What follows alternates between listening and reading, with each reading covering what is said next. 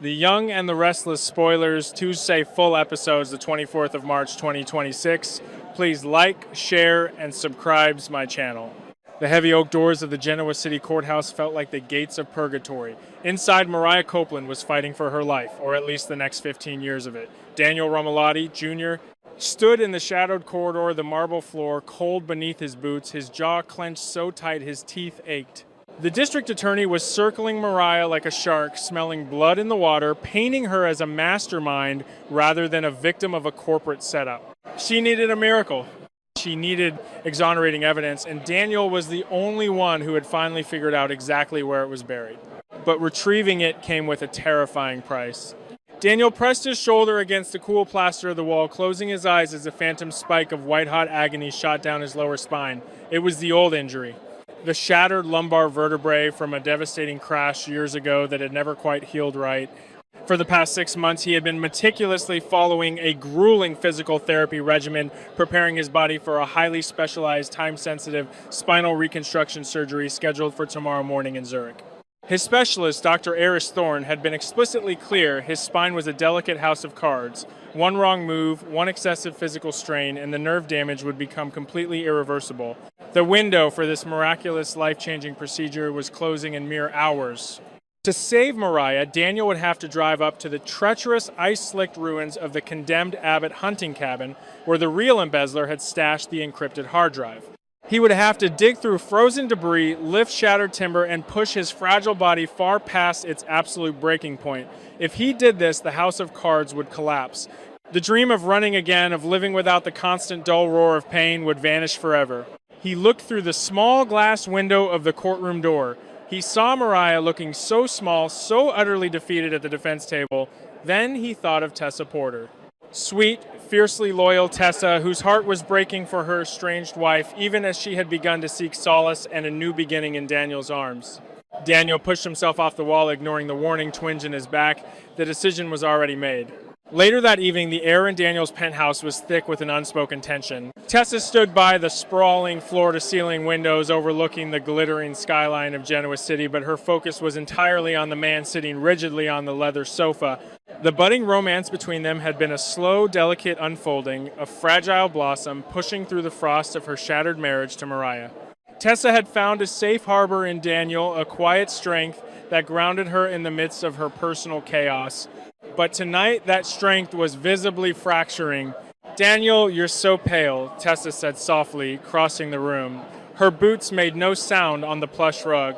She knelt beside him, her dark eyes scanning his face with deep concern. Beads of cold sweat had gathered at his temples, and his breathing was shallow, measured as if drawing a full breath was a battle he was actively losing. "I'm fine, Tess. Just a really long day," he rasped, forcing a tight, unconvincing smile. He reached out to tuck a stray lock of hair behind her ear, but his hand was trembling violently. Tessa caught his hand, her fingers wrapping around his. His skin was ice cold. "You're shaking, Daniel, and you've been wincing every single time you shift your weight. What is going on with you? Is it the stress of the trial? You look like you're in agony." "It's nothing," he lied, the encrypted hard drive burning a hole in his heavy winter coat pocket across the room. He had spent 4 grueling hours in the freezing mud tearing apart a collapsed floorboard with his bare hands and a rusted crowbar. He had felt the exact moment the delicate nerves in his back had sheared a sickening internal pop followed by a wave of nausea so intense he had nearly blacked out in the snow. "Don't shut me out," Tessa pleaded, her voice thick with a mixture of affection and rising frustration. She rested her forehead gently against his knee. "Mariah is going to be sentenced tomorrow if her lawyer doesn't find something. I feel like my whole world is falling apart, and now you look like you're dying. Please tell me what's wrong." Daniel swallowed hard, gently stroking her hair. He couldn't tell her. If Tessa knew that he had just sacrificed his one chance at a pain-free life, her guilt would utterly consume her. If she knew he was doing it as much for her as for Mariah, it would complicate everything between them. "I promise you, Tessa," he whispered, his voice laced with suppressed agony. "Everything is going to be all right. Mariah is coming home." Tessa looked up, her brow furrowed in deep confusion. "How can you possibly know that?" "I just do. Now please, just stay here with me for a minute. Just be here." As she wrapped her arms gently around his waist, Daniel bit the inside of his cheek until he tasted copper, doing everything in his power to keep from screaming out in pain. The next morning, the courtroom was a suffocating box of polished mahogany and impending doom. The judge, a stern-faced woman with absolutely no patience for theatrics, raised her gavel. If the defense has no further witnesses, we will move directly to closing arguments. Christine Blair Romalotti, acting as Mariah's 11th hour legal counsel, looked desperate. Mariah closed her eyes, a single tear slipping down her pale cheek. She was ready to take the plea deal. She was ready to throw her life away just to end the nightmare. Your Honor? The heavy double doors burst open. Daniel stood in the threshold, his face ashen, his posture noticeably crooked. He was leaning heavily on a silver-handled cane, every single step he took toward the wooden railing, looking like a Herculean effort that drained the life from him. Mr. Romalotti, the judge, warned, peering over her glasses, "This is highly irregular." "I have new evidence." "Your Honor," Daniel said, his voice echoing in the dead silent room. "Evidence that unequivocally proves Mariah Copeland was framed by the Shell Corporation." Christine rushed forward, taking the dirt-caked, scratched hard drive from his trembling hand. The district attorney immediately objected, but the judge allowed a brief recess to verify the contents. When they reconvened an hour later, the atmosphere in the room had entirely shifted. The drive contained raw security footage and unencrypted offshore emails that completely exonerated Mariah. The charges were formally dropped. The gavel fell. Mariah was a free woman. A collective gasp of sheer relief swept through the gallery. Mariah collapsed into Christine's arms, sobbing uncontrollably, the weight of a 15-year sentence lifting from her shoulders. But Tessa didn't look at Mariah. Her eyes were locked entirely on Daniel. He was still standing near the witness box, gripping the edge of the mahogany railing so hard his knuckles were stark white. As the courtroom began to clear and the celebratory murmurs rose, Daniel tried to turn to walk away, but his right leg completely buckled. He hit the floor with a sickening thud. Daniel, Tessa screamed, scrambling over the wooden benches. She slid to her knees beside him, her hands hovering over his trembling frame. Mariah, wiping her tears, froze, then rushed over. Daniel, oh my God, what happened to him? Daniel was gasping for air, clutching his lower back, his eyes rolled back in, blinding pain. The drive he choked out, looking up at Tessa. It was under the old cabin. The foundation gave way. I had to lift the support beam. You went to the cabin, Christine gasped, kneeling beside them, her face draining of color. Daniel, your surgery, the flight to Zurich, was this morning. You were supposed to be in the air. Tessa's heart stopped. Surgery. What surgery, Christine? What is she talking about? Christine looked at Tessa, her eyes wide with horror and heartbreak. Daniel had a severe microfracture in his spine from his old accident. He was scheduled for a highly specialized fusion today in Switzerland. The specialist warned him that if he strained his back before the procedure, the nerve damage would become completely irreversible. He gave up his window. Tessa looked down at Daniel, whose face was contorted in absolute unyielding agony. He had known exactly what lifting that beam would do to his body. He had knowingly sacrificed his health, his future mobility, and his freedom from pain, all to save Mariah. Why Tessa sobbed, gently cradling his head in her lap, her tears falling onto his pale cheeks. Why would you do this to yourself? Daniel managed a weak, heartbreakingly tender smile, his eyes locking with Tessa's despite the haze of pain. Because she's your family, Tess, and I couldn't let you lose her. Then the pain finally overtook his system and he slipped into unconsciousness right there on the courtroom floor. Hours later, Genoa City Memorial Hospital smelled of antiseptic and lingering despair. The rhythmic, steady beeping of the heart monitor in Daniel's private room was the only sound breaking the heavy, suffocating silence. He lay in the stark white hospital bed looking incredibly diminished. The vibrant, artistic man who had been slowly stealing Tessa's heart over the past few months was now tethered to IV lines, his face etched with a permanent grimace of discomfort even in his medically induced sleep. The attending neurologist had delivered the grim prognosis an hour ago. Asterisk. The structural damage to the lumbar region is extensive. The nerves have been severely compressed and scarred. The Zurich procedure is no longer viable.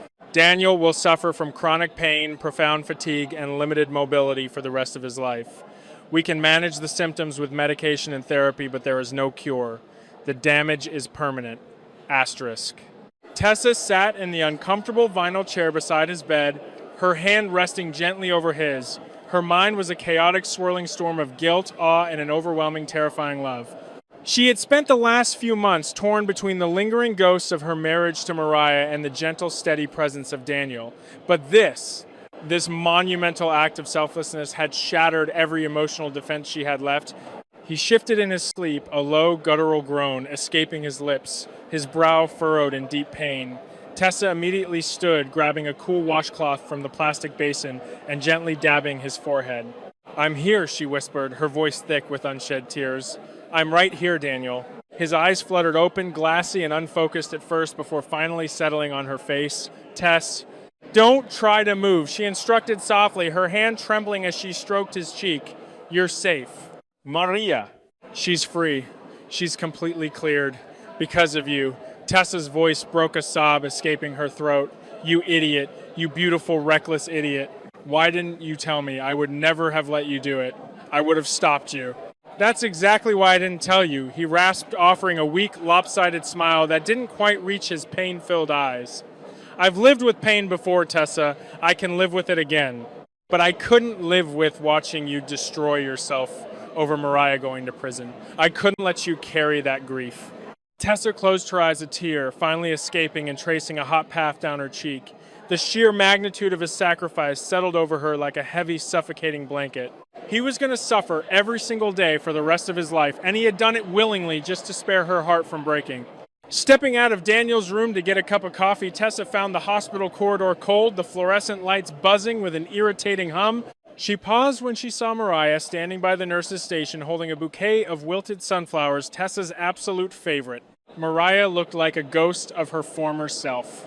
The grueling trial had stripped away her usual sarcastic armor, leaving behind a raw, vulnerable woman who had stared down the barrel of a 15-year sentence and survived only by the grace of another man's unimaginable sacrifice.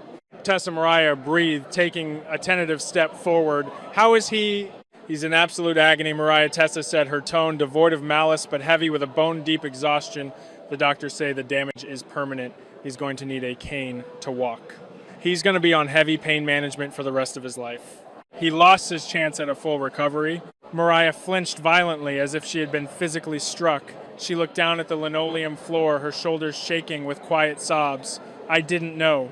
"I swear to you, Tess, if I had known what he was risking out there in the cold, I would have taken the plea deal. I would have gone to the psychiatric facility or prison rather than let him destroy his physical life for me." "I know you would have," Tessa said softly, the anger draining out of her, replaced only by sorrow. Mariah looked up, her eyes brimming with tears. She stepped closer, desperately searching Tessa's face for any sign of the deep, passionate love that had once defined their lives. "Tessa, I have been so incredibly lost, sitting in that courtroom thinking I was going to lose my freedom, lose Aria, lose everything. All I could think about was you, about how badly I messed up, about how I pushed you away when you needed me most. I want to fix us. I want to come home." Tessa felt a sharp, agonizing ache in her chest. A year ago, those words would have been the answer to all her prayers. She had loved Mariah with a fierce, consuming fire. They had built a life together, weathered storms together, raised a child together. The pull of their shared history was a powerful undertow threatening to drag her back into the familiar, complicated comfort of their marriage. But then she looked through the glass window of the hospital room door. She saw Daniel struggling just to reach for a small plastic cup of water on his bedside table, his face tight with unbearable pain. He had given up his physical wholeness so that Mariah could have her freedom and so that Tessa could have peace. Tessa had to make a choice: the woman who held her past or the man who had just sacrificed his entire future for her. A week later, Daniel was officially discharged from the hospital and brought back to his penthouse. The transition was brutal and unforgiving. The man who used to pace the room with restless, artistic energy was now confined to the sofa or moving at a painfully slow pace with his cane. The fatigue was a constant, heavy shroud over him, his body expending massive amounts of energy just to manage the baseline of his chronic pain. Mariah came to visit on a rainy Tuesday afternoon. The gray light filtering through the floor-to-ceiling windows cast long, melancholic shadows across the room. She stood near the doorway, awkwardly shifting her weight, watching as Tessa gently adjusted a heating pad behind Daniel's lower back, her touch incredibly tender and practiced. The profound intimacy of the gesture, the way Tessa's hands lingered on his shoulders, the soft, fiercely grateful look Daniel gave her in return struck Mariah like a physical blow.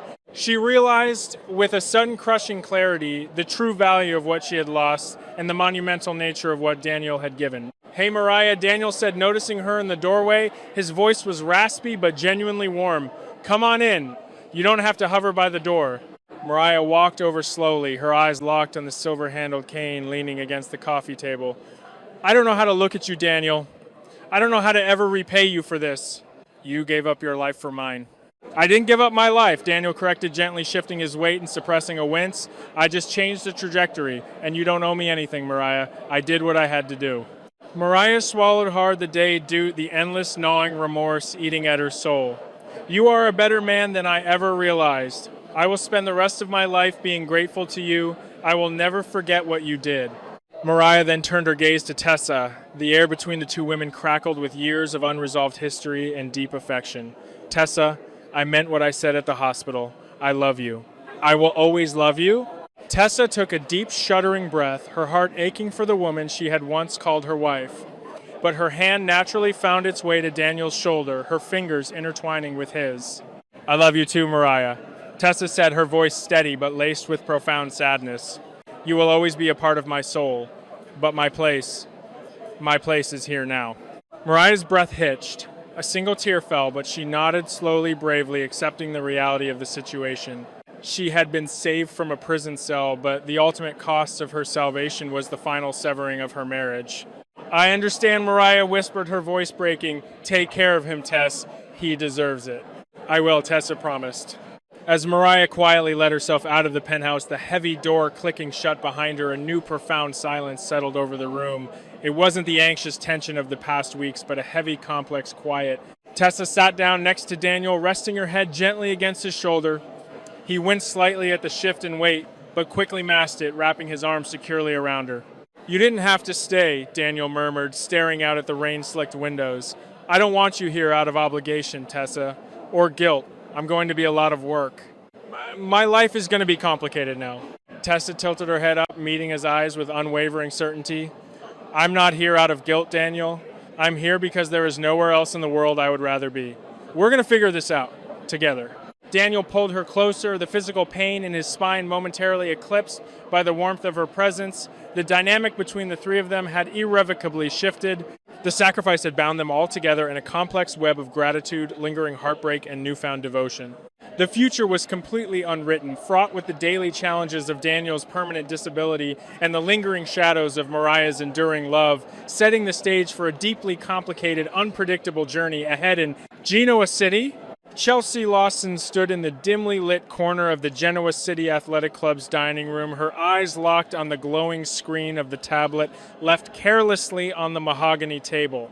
Billy Abbott had only stepped away for a moment to take a call in the lobby, but that brief window was all it took. Chelsea hadn't intended to snoop. She was merely moving the sleek silver device to set down her espresso, but the document left glaringly open on the screen caught her breath in her throat. She froze, her pulse quickening as her eyes darted across the text. It was a detailed, highly classified legal and financial flowchart. At the very center was Mariah Copeland's name circled in a stark, unforgiving red digital marker.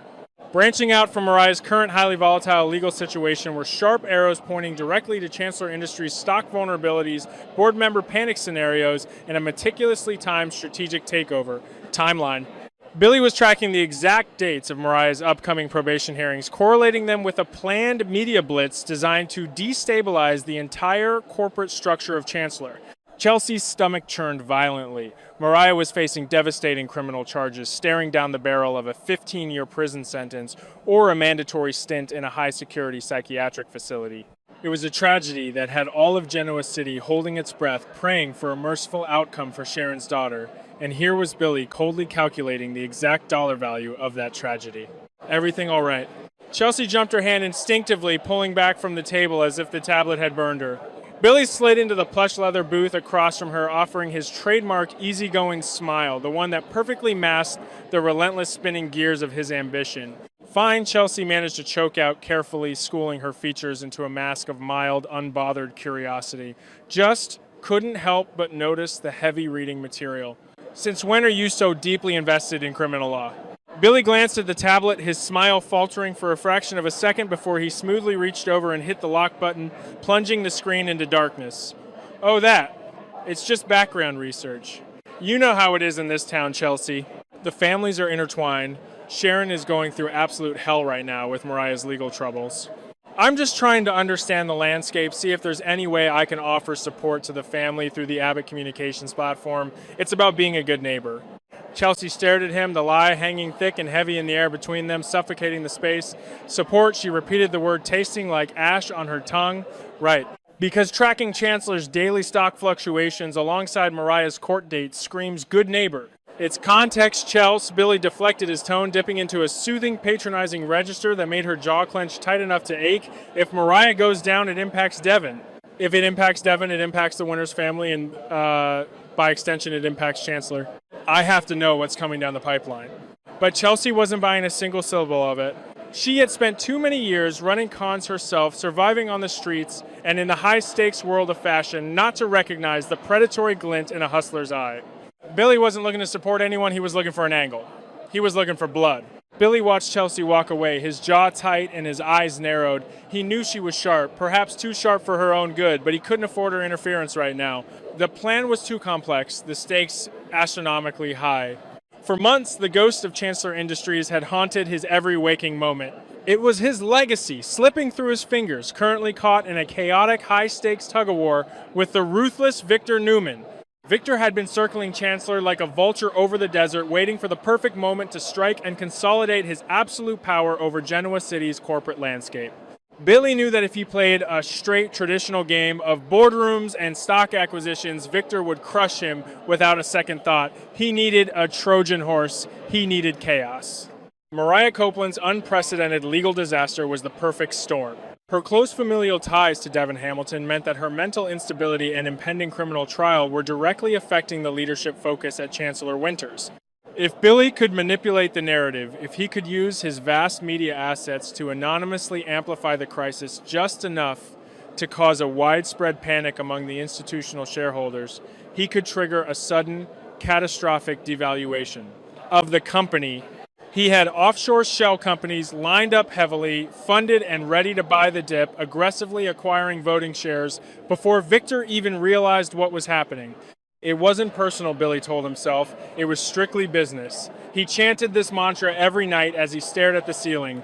He didn't want Mariah to go to prison, but if she was going to fall anyway, why shouldn't he use the shockwave to reclaim what was rightfully his? He would snatch Chancellor back from Victor Newman's greedy grasp, or at the very least force a massive corporate merger where Billy held all the leverage. It was a masterpiece of corporate espionage, a brilliant maneuver, provided the collateral damage didn't blow back on him. Across town at Crimson Lights, the atmosphere was suffocatingly bleak, smelling of roasted coffee beans and despair. Sharon Rosales sat in a secluded corner booth, her hands wrapped tightly around a ceramic mug of herbal tea she hadn't taken a single sip of. Across from her, Devin Hamilton rubbed his temples, the sheer exhaustion etched deep into the lines of his face. I don't know how much more of this she can take, Devin Sharon whispered, her voice trembling with unshed tears. The district attorney is pushing for maximum penalties to make an example out of her. Christine is doing absolutely everything she can to negotiate a plea deal for a psychiatric facility, but Mariah is shutting down. She won't talk to me. She feels like she's lost everything, including her mind. Devin sighed heavily, the weight of the world seemingly resting on his broad shoulders. I'm worried about her, Sharon. I'm worried about Dominic. The instability, it's tearing everyone apart. I just want Mariah to get the professional help she so desperately needs, but the legal system is treating her like a hardened, dangerous criminal. The brass bell above the cafe door chimed sharply, and Billy Abbott walked in, shaking the spring chill from his designer coat. He spotted them immediately and made a beeline for their booth, his expression expertly arranged into a mask of deep, solemn concern.